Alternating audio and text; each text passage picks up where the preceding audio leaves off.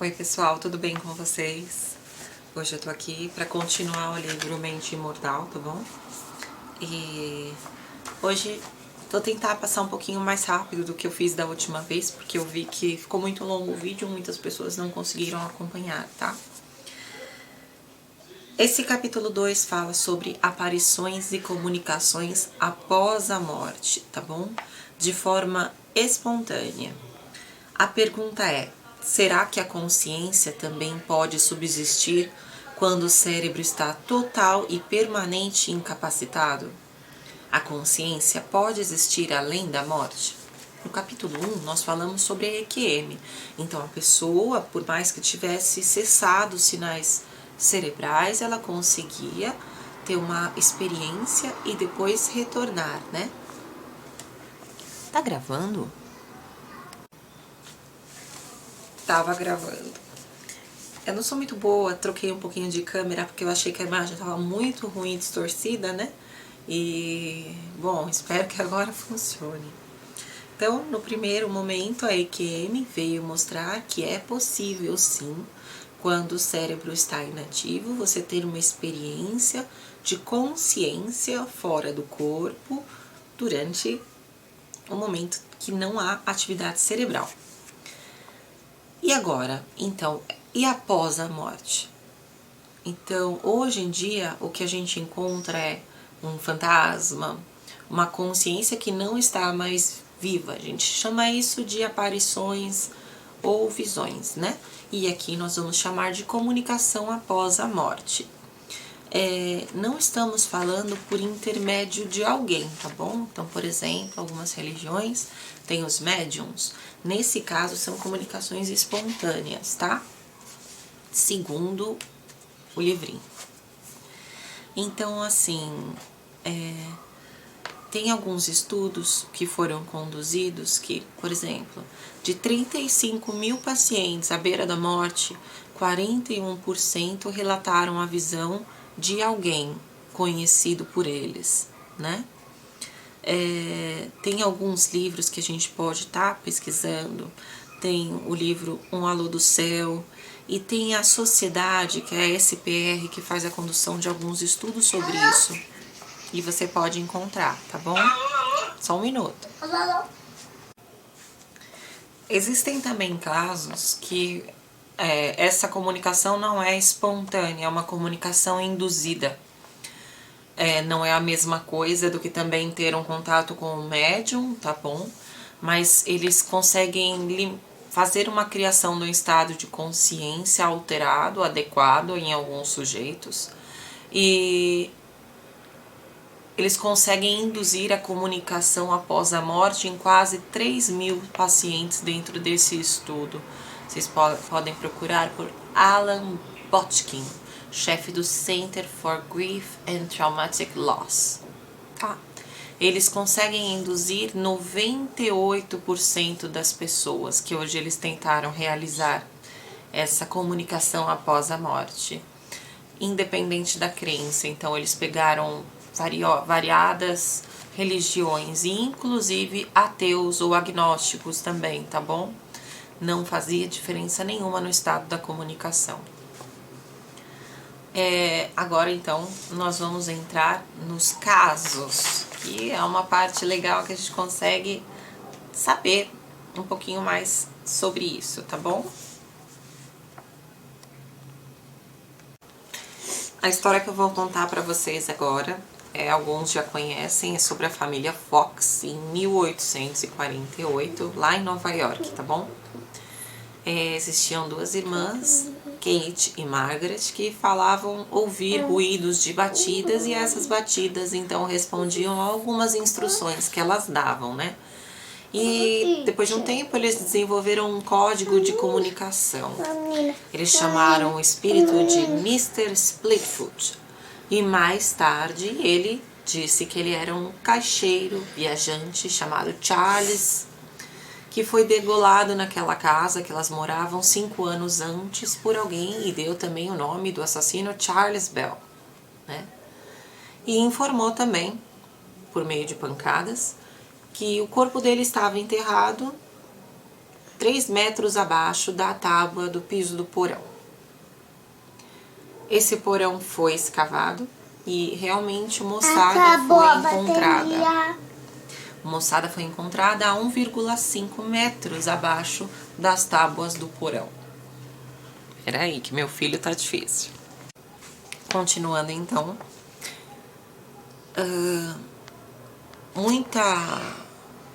muito entretenimento foi misturado, muito charlatanismo foi misturado a esse tipo de comunicação naquela época, tá?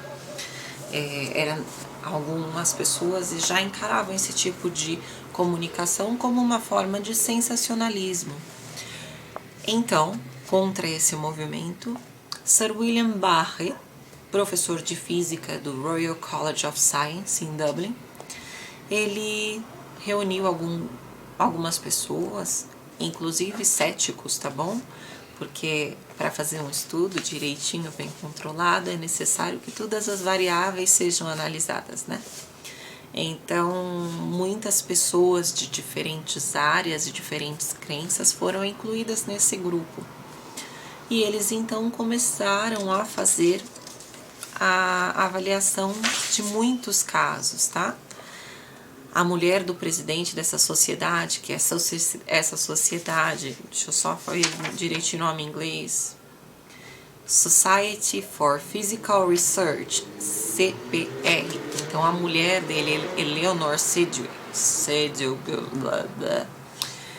ela elaborou um questionário, distribuiu esse questionário para 17 mil pessoas, e indagando se já viu alguma pessoa, ouviu uma voz, se já tinha visto alguém que já tinha morrido, alguma sensação que não tinha nenhuma causa física.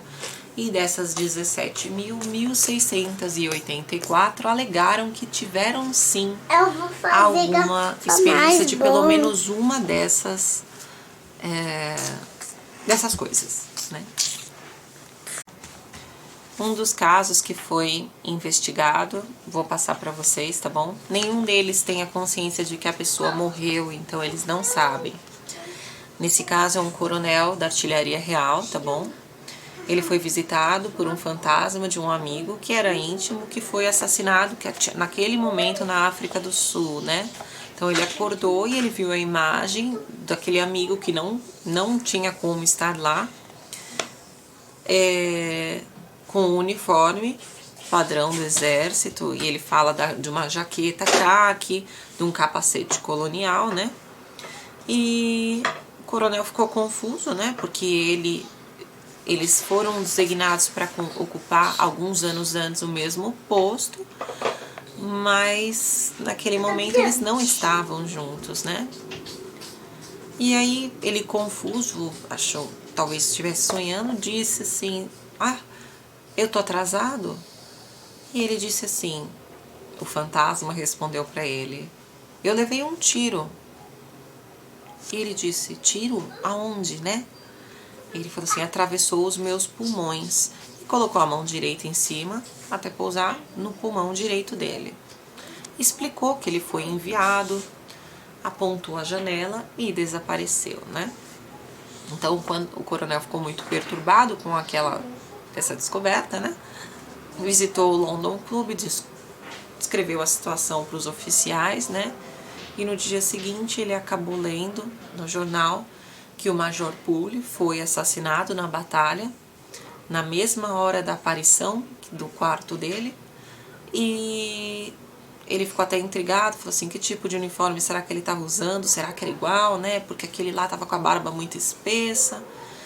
E numa posterior pesquisa descobriu que ele tomou um tiro no pulmão direito.